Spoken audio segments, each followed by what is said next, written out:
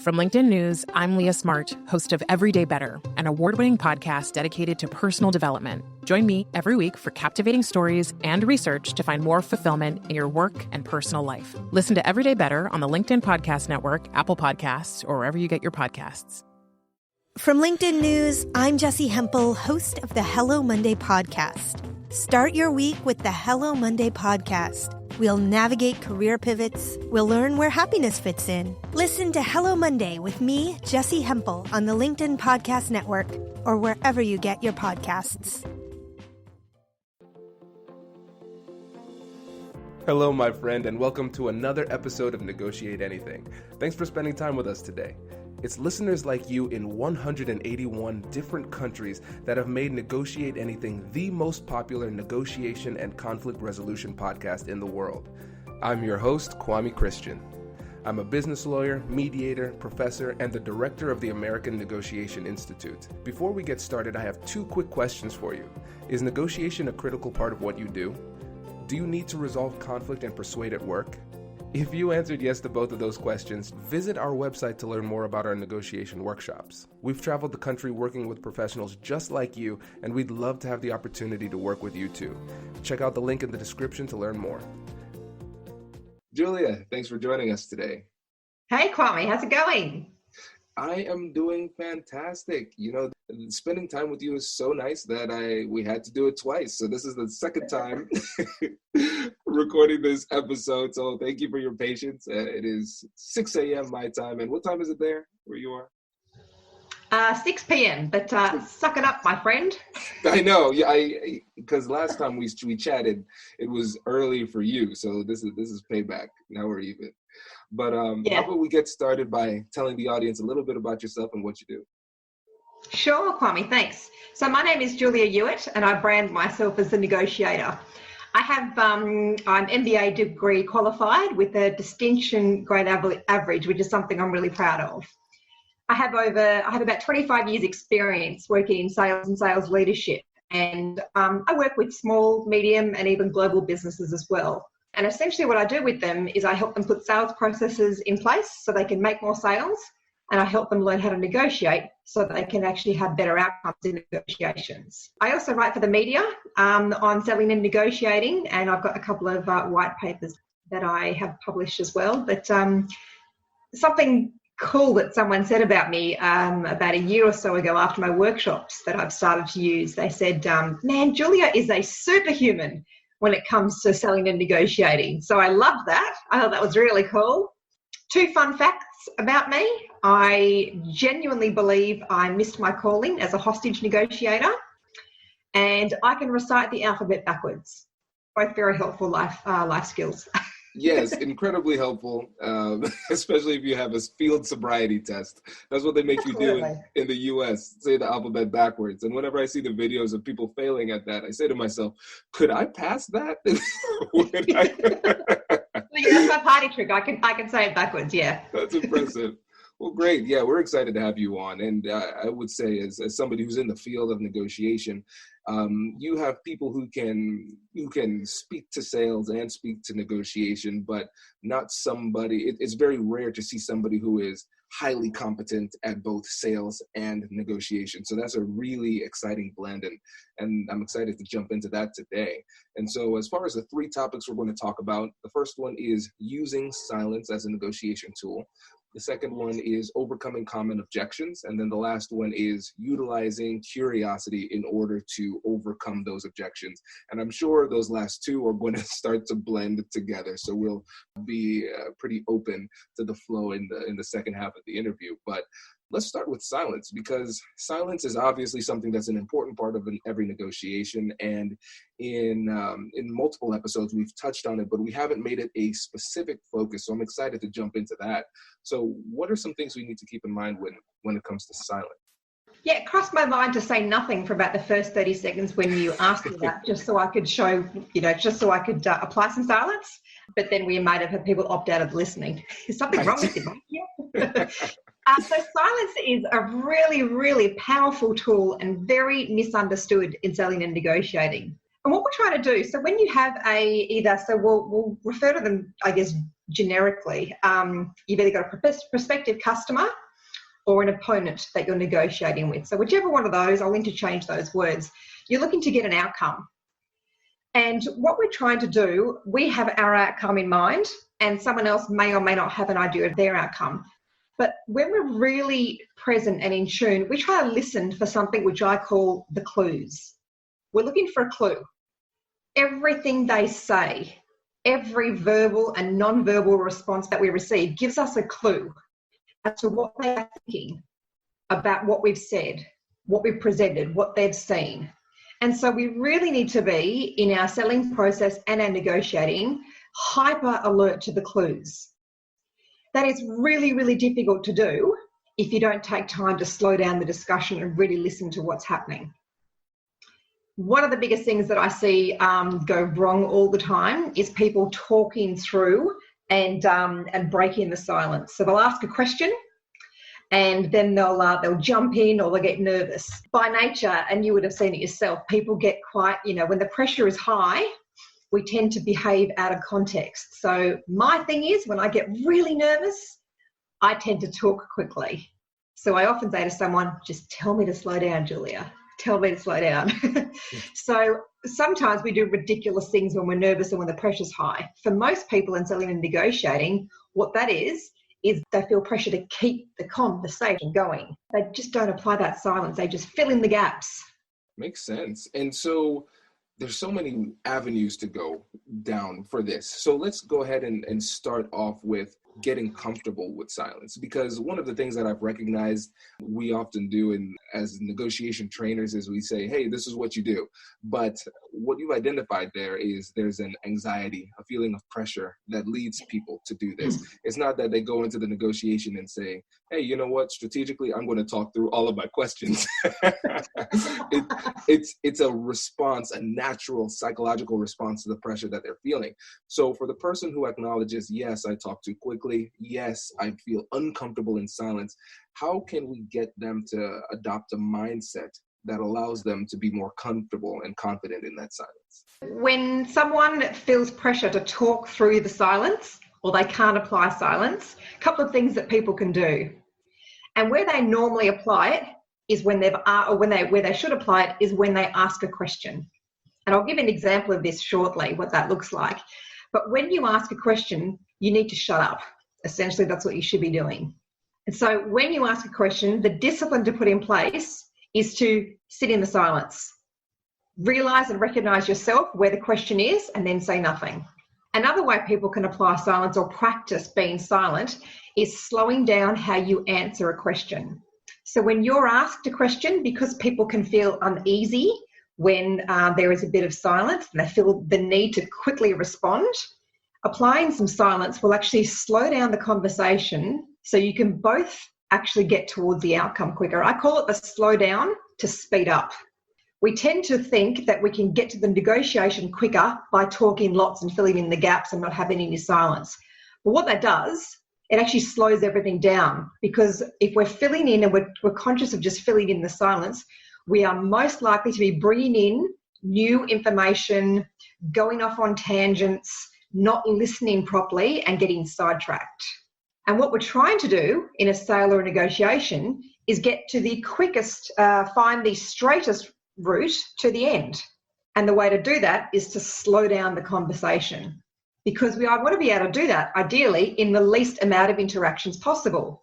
You ask a question, I'll give some information. Ask a question, I'll learn something about you and answer appropriately. Not tell a story here, fill something in here, then we're going sideways, and it takes us a lot longer to get to the end outcome. So really important when you're asking a question, recognize you've asked it, and then stay silent. It's the first person who speaks loses.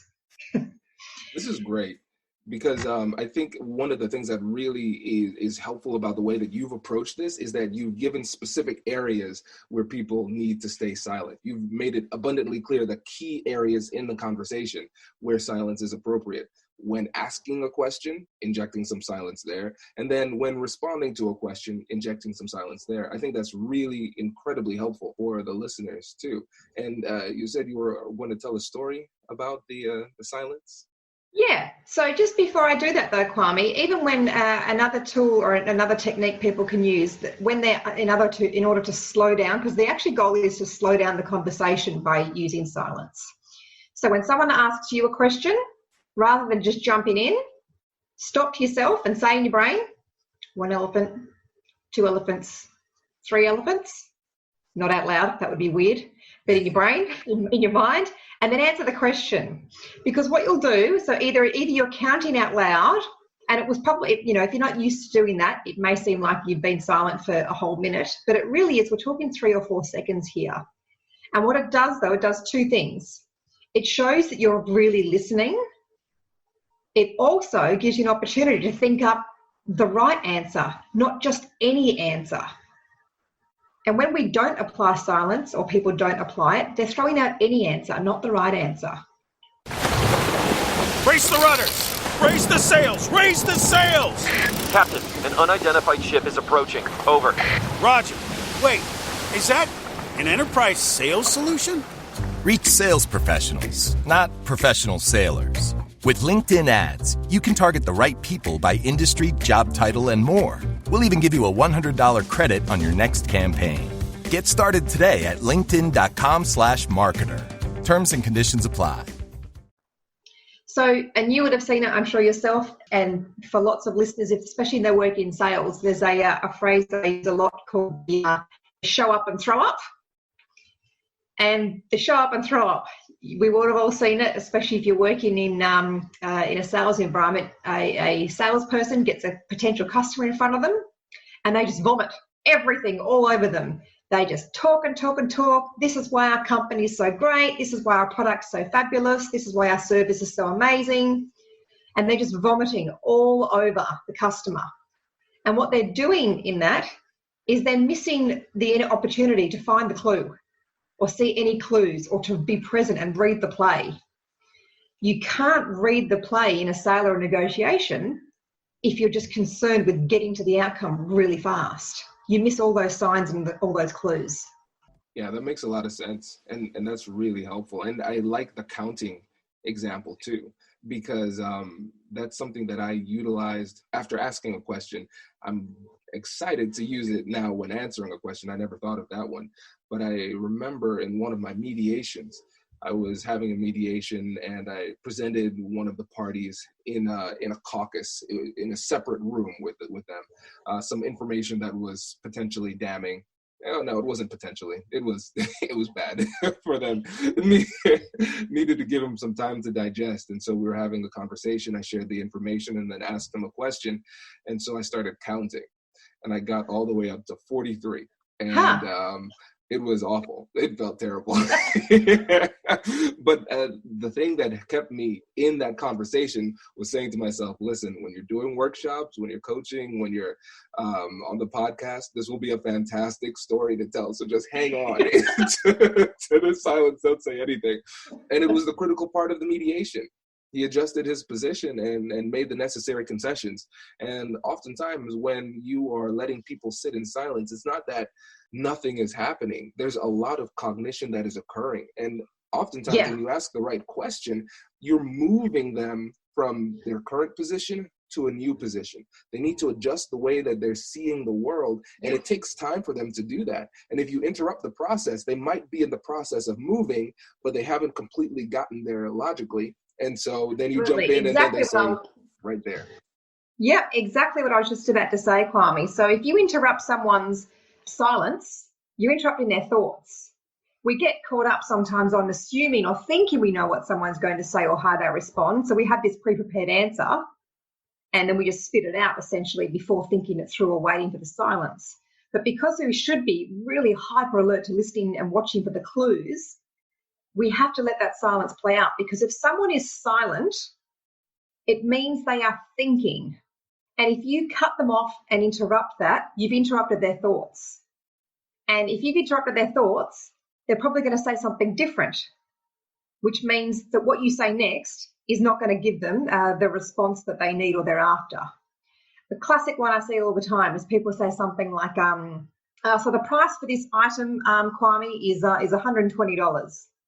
So We have installment plans that can be used for the $120.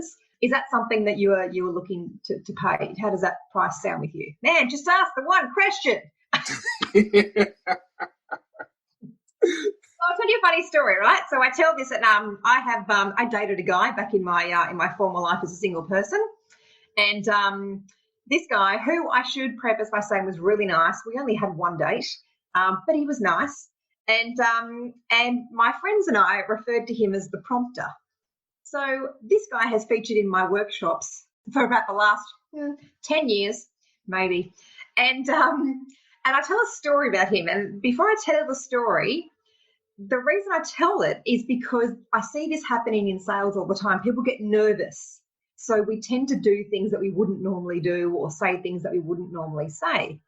And we think that silence is bad. It means, we don't know what they think. Well, they must be thinking something bad. But no, so people say ridiculous things.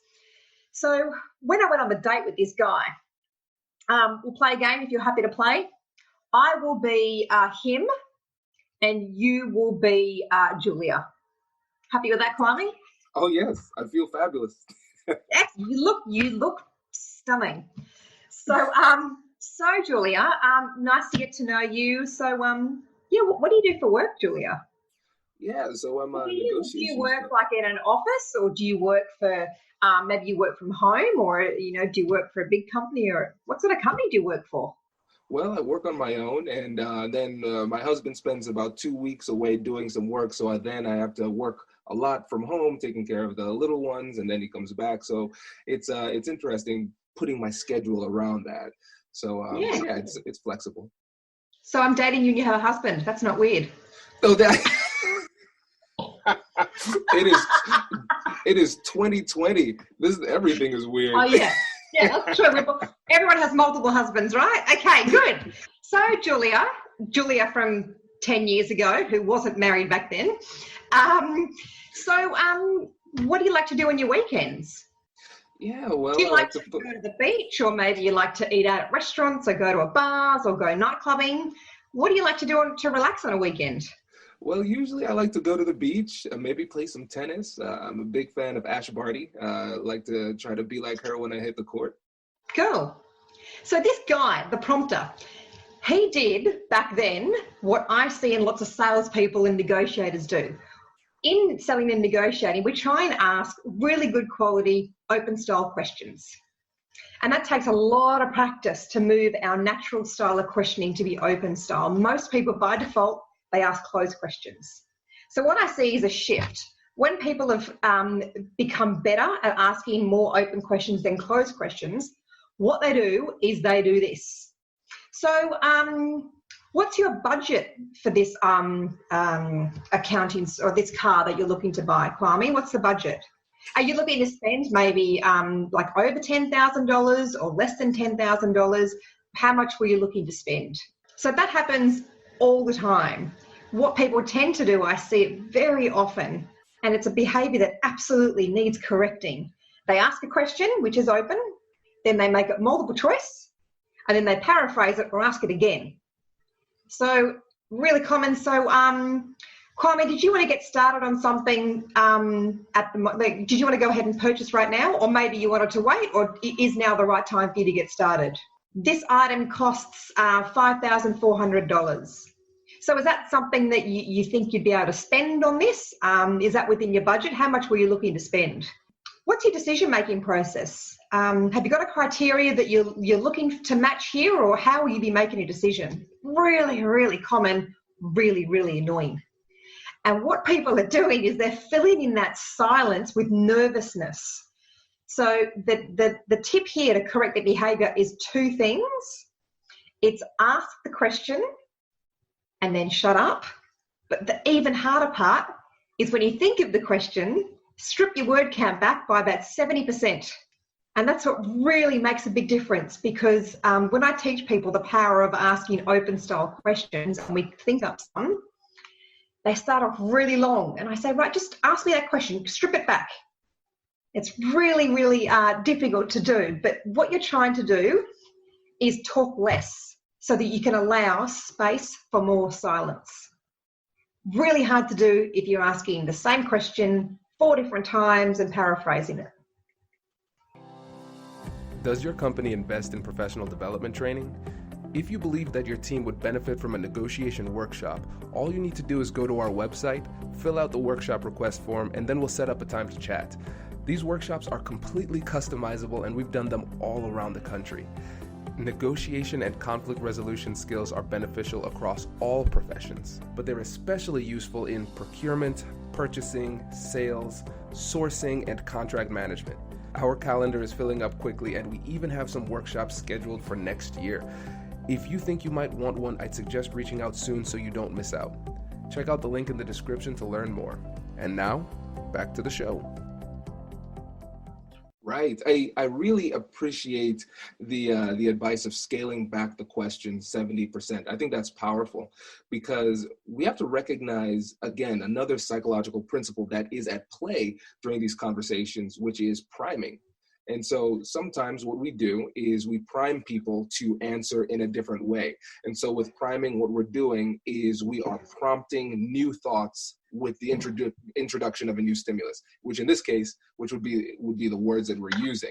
And so we're leading them to respond differently than if we would have just asked a very simple question with fewer words. I think about it like a newscaster here in the States, and I think it's probably getting more polarized everywhere. It's really tough to find a place that's kind of down the middle, more objective. Everybody has their angle. And so what you would see the people do is they would ask this really long-winded question where they're just telling their political ideologies, and then they say, and what do you think? Afterwards. And so you're definitely leading in that regard. And here's the thing, for you listeners out there who say, man, this is something that I struggle with. This is something that is really tough for me to deal with. Remember, it's a process, and you don't need to be perfect. You need to be more self-aware. I think that's the first step, because there are times in my negotiations and when I'm acting as a mediator where I might ask a question and I start to get a little bit long-winded, and in the second sentence that's unnecessary, I'll say, actually, no, that's it. Then just restate the question very simply and then stay quiet. So you think about some elementary questions that if you are in a negotiation with somebody or you're making a sale, what you're trying to do early on is find out or learn about the other person's position or motivation, or what emotion is behind it, right? You're trying to work out what is leading them to hold their position or to get towards a position they're seeking. So early on, we're trying to ask discovery type questions, open style. So short question to try and get lots of information back.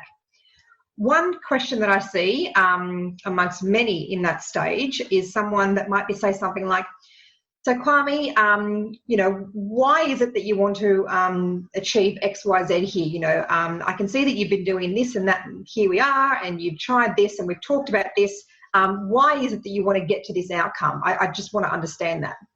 Now, if I strip that back by about 70%, what that pretty much boils down to is, Kwame, why is this outcome so important to you? That's brilliant.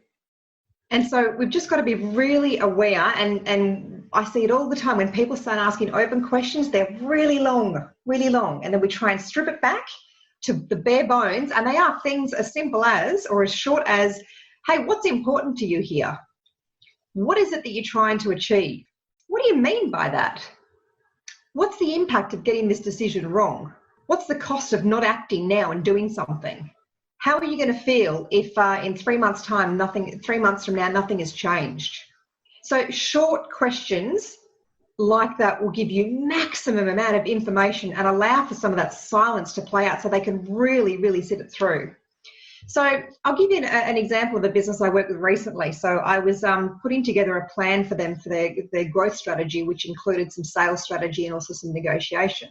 And this business wanted to have a plan in place for, they're currently operating with about $29 million a year in turnover, so sizable business. And my plan was to help them reach 50 million in 3 years' time, which is very, very achievable for them. So we're talking about a decent sized business. And this guy's a pretty big player in business. And when I was talking to him about this goal of his, I said to him, why 50 million? And he said, what do you mean? I said, well, 26 or 29, whatever it was. I said, that's a lot of money. Is that not enough? Tell me why 50. And we sat there in silence for probably, I reckon, a good 20 or 30 seconds when, as you know, sitting in that silence feels like 18 hours. And actually the first thing he said was, I've never been asked such an insightful question. So we still hadn't answered it. So do you know what I said? This is what I said. You got to sit in the silence, right? Give people the room to think things through and respond how they want to respond. Because prior to that, not asking the right questions or talking through that silence or prompting would not have got that response. So we're also trying to build trust in doing this. So, you know, him saying something like that to me, man, that's the most insightful question I've ever been asked. It really helps me to show that I genuinely care about what this guy's trying to achieve. We're slowing down the conversation so we can get to the root of the problem here. And then we can talk about things, you know, 50 million, that's still a lot. Why is that important to you? And we're trying to strip back the amount of times or the amount of words I use so I can really open up how many words he gives me back. I love that example because it's such a simple question. And I think that leads to another one of the major barriers when it comes to, number one, silence, but also simplifying your questions, is that there's a little bit of ego involved. And when you are asking a question, in many ways, it's a symbol of humility. You have information within the confines of your mind that I don't have access to. And in order for me to get more intelligent, I need your help. And so I think a lot of times before the person asks the questions, they feel obligated to show how smart they are by adding some more words. And what I found is that in a lot of these negotiations, mediations, conflicts that I find myself in, it's the questions that sound stupid or simplistic that are the ones that give you the most benefit. Yeah, people try and get too clever with their questions. And I run day-long workshops on how to ask the right type of questions. And one thing that comes up time and time again is people try and overcomplicate their questions. And when I say things like strip your word count back 70%, it comes back, so right now halve it again. And eventually we get to a question that's probably 7 or 8 words or 5 words. And I said, that's the question. And, you know, I can get there by saying to people, just tell me what you want to know. And I say, right, if we weren't doing a role play or a situation that's negotiating here, what is it you just want to ask me? And eventually they say something like, I just want to know why that's all they have to spend. I say, so ask me, why is that all you have to spend? They're like, oh, I didn't know I could ask it that way. People try and get too clever.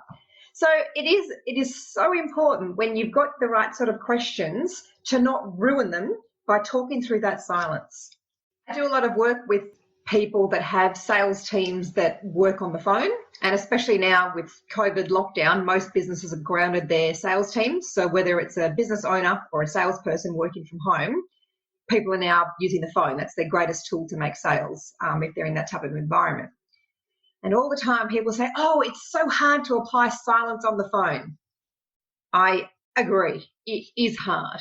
But things that are hard are necessary. And often what lies on the other end of hard is greatness, right? So it is necessary to try and apply silence on the phone. And people say, oh, but I can't see them. I don't know if they heard me. And I always say to somebody, the principles are identical on the phone. Just because you can't see someone, you still need to ask the question and sit in the silence. And they say to me, yeah, but what if they didn't hear me? And I say, well, what do you think they'll say if they didn't hear you? Oh, I'm sorry, Kwame, what did you say? I didn't hear you. That's what they'll say. But you can't just assume because they're silent that they didn't hear you or the line's gone dead. They're thinking. So silence allows you to get the clue, how they respond and what they say next. And, you know, another example in giving price and talking it through. I work with lots of people working in professional services and lots of people working in property, so higher ticket priced items. And often I find when someone lands the price for something, They assume because someone's silent that the price is bad every single time. And even if you assume it is bad, imagine if it's not. You just ruined your opportunity to close that opportunity or that negotiation by talking through it. So people do things like, so the price for this, for this house, Kwame, it's $568,000. So, so how do you feel about that? Or, is that something that that's within your budget? Now, we actually don't know. If you're thinking, that's probably about what I thought it would be, or you might be thinking, well, that's about 15 grand less than I thought, or that's way too expensive. But we often get caught up assuming that the silence means that Kwame hates my price. But we don't know if Kwame hates the price if we haven't let him respond. We've missed the clue. Right. That makes a lot of sense. And I think this gives us a great opportunity to transition into the common objections too. Because sometimes if we give them the space to respond and then they do articulate that the price is too high or maybe this isn't a good time to buy, those types of common objections, now we have another clue. And we can respond with curiosity. And for the sake of time, let's blend those last 2 points together, dealing with common objections and utilizing curiosity to deal with those common objections. So let's say you ask the great question, you utilize a little bit of silence, they respond and they say, oh, well, the price is too high. What are some things that we can do to address those types of concerns in the negotiation? So when you get an objection, whether it's something to do with price or the market or the product, what we're trying to do is use logic and curiosity, because ideally someone has a problem or a challenge. And what you're simply just trying to work out if you are the right solution or if you have the right solution. And you can't just assume that you have the right solution for everybody, because plot twist, you don't. So you want to make sure that you're using that curiosity and asking lots of questions. So if someone's objecting to your price or the market or a product, hey, what do you mean by that? Can you tell me a bit more about what you mean? Why is this an important thing for you to get some resolution on? Even things like, is this a deal breaker? We're trying to use logic and curiosity to solve a problem. And we can't do that, again, if we're not using silence and we're talking through our answers or talking over somebody. So I guess the principles that we have to use when we get an objection are we're trying to put ourselves in someone else's position to understand why they feel that way. And we can't understand why they might feel that way unless we ask them. And that's the big missing part that I see in objections. So people are all the time, when someone objects to price, I see people launch straight into talking about their value. No, Kwame, the reason, I get that might sound expensive, but this is the reason I priced it this way. Or all my competitors are X, Y, Z, or you'll find that we are the cheapest, whatever it is. That's actually not helpful, because that's more about me and less about you. Your customer cares little for you. Who they care about is them. So when you get an objection, this is the part where you really can either make or break the rapport and trust you've got, because this shows how hell-bent you are on trying to make a sale or get towards your negotiation outcome with little regard to what's important to them. So again, you're looking for the principles to slow down the conversation and take time to be curious. Hey, what do you mean by that? Yeah, I want to work through this with you. This is really important. Yeah, I'm glad you brought that up, because, the worst outcome for me is that you think that when you leave, but I don't get the opportunity to give the information that you need. So if you're happy, I'm happy to talk that through with you. So we're slowing things down to speed up so that we can get to the outcome the best way and the smoothest way possible. So the principles are slow it down, put some silence in, ask lots of inquisitive style questions to learn about that other person's position. Don't jump in with your solution too fast, because if you haven't asked those questions to understand their position, your solution does not matter. You've missed the boat. Right. And for the listeners out there, it really is that simple. The difficulty is in execution. We need to not only have the strategy, but we have to execute effectively. And it's really tough in the moment, especially if this is something that's really important to you, to ask the right question off the fly. And so that's why we have the free negotiation guides that you can download from the website. So if you check the description, you'll see a link to them, or if you go to AmericanNegotiationInstitute.com/guide, you can get access to over 15 free negotiation guides, from salary negotiation to general business negotiation, introvert's guide to negotiation, car negotiation. All of it is there for free on the website. So look into that, because it'll make it easier for you to execute the great strategy that Julia's put out there. And so when it comes to overcoming these objections, like you said, we have to slow down, inject some silence, inject some time, and ask great questions. What if you recognize the barrier isn't substantive and it's actually an emotional barrier? What changes? Yeah, give me an example, Kwame. So let's say it's a situation where you're familiar with the person and you know that they have the money, but people usually throw up, oh, it's expensive, as a throwaway excuse to just end the conversation. And you recognize that it does fill a need for them, but there's something else that's in the way. You're not exactly sure about it. Maybe they struggle to commit. Maybe they're just afraid to do what it takes to solve the problem. We don't know what it is. But if you start to get the feeling that the barrier is more emotional than substantive, does that change your approach at all? Yeah, I have a question that I ask here, and I always believe that if you have the right intention and you have a curious, inquisitive position you're coming from, I'm a big believer in that nothing is off limits to be said. Everything is on the table if you have the right intention behind it. So when I feel like there's that situation at play, and because of the way that I negotiate and I sell, and I am naturally inquisitive by nature, I have a couple of things that I say. One of them in particular, if I feel like you're throwing something that isn't a real thing, I will often say, so if you throw that at me, the first thing I will do, you got it, I will do nothing for about 3 or 4 seconds. I will be in silence. And I will respond something like, Kwame, can I respectfully ask you, if you don't mind, what is the thing here that isn't being said? I like that. That is a really great question. And so when you ask that question, what types of things have you heard? Oh, I see body language change immediately. It's like I busted them.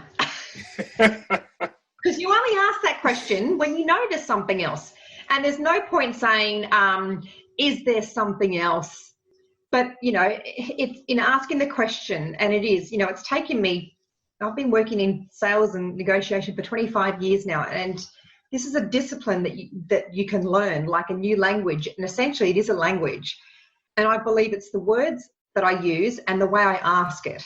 So if you're throwing out at me, so I can just do this live, throw out at me something to do with price where you think it's not the real thing, just throw something out, give me a cheap shot. It's just really expensive, Julia. I don't think I can do that right now.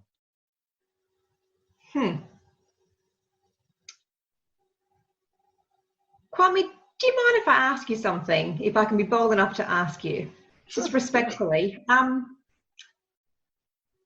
What is the thing that isn't being said here?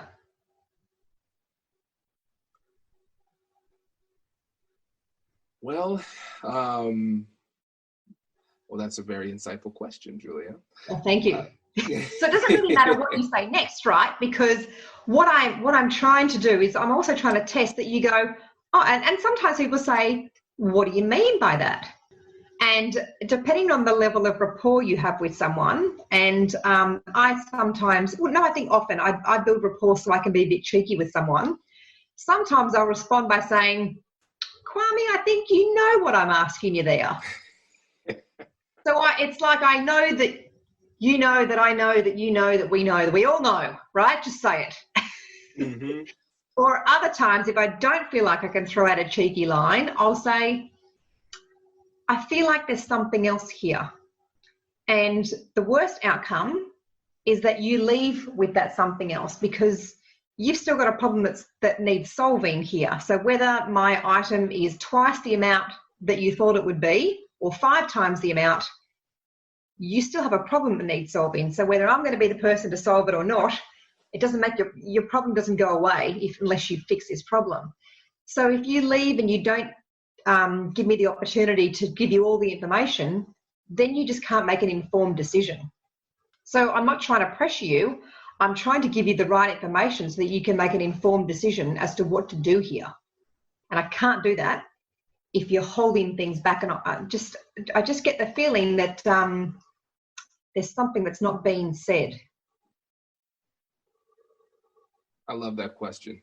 It's powerful. It's powerful because usually in those situations, there is that something that people are trying to hide. And when you put that spotlight on it and say, nope, I see it, I see it, let's talk about it. I think that's a great way to get it out to the surface. And here's I'll show you how to ruin the question. Here's how to ruin it. So Kwame, if you don't mind, if I can ask you, what is the thing that isn't being said? Is it that you are nervous about the price? You think that the price is too much? Or is it that you think that maybe that the market, you've got some reservations about the market? What's on your mind there? I've completely ruined that question by being the prompter and making it multiple choice and paraphrasing it. So remember, small word count, ask the question, shut up. Right. I love it. And I think that's a great place to end here. And listeners, you remember how I talk about the 5-star point? What tip in here is the thing that makes you say, hey, this is a 5-star podcast? Well, there were so many here that I wasn't able to pick one. So if you found something in this episode that was valuable, please leave us a 5-star review. Just click the 5 stars and to let other people know that there's great content in this podcast because of great guests like Julia. So Julia, thank you so much for coming on the show. And before you go, let listeners know about you again and where they can get in touch. Yeah, thanks, Kwame. So I'm Julia Ewert, JuliaEwert, JuliaEwert.com, The Negotiator. I've also started a group on LinkedIn because I've been asked to do it about a year ago. I didn't get around to it, but there's a group in LinkedIn that you can jump into, and it's called, what have I called it? Make More Sales, Negotiate Better. So if you want to do either of those things or both those things or start or join a conversation about it, jump into the group. Fantastic. Well, great. Thank you again, and looking forward to the sparring session. Thanks, Kwame. Congratulations! You've just joined an elite club. By listening to a full episode, you're now officially on the Negotiate Anything team. So welcome aboard. What most team members do is they subscribe to the podcast because that allows them to automatically get the latest episodes of the show. The best things in life lie on the other side of difficult conversations. Keep learning, keep practicing, and keep getting better. Your relationships will improve, your career will soar, and you'll have the confidence you need to get the most out of these crucial conversations. Again, thank you for joining the team. We're excited to have you, and I will see you in the next episode. I'll catch you later.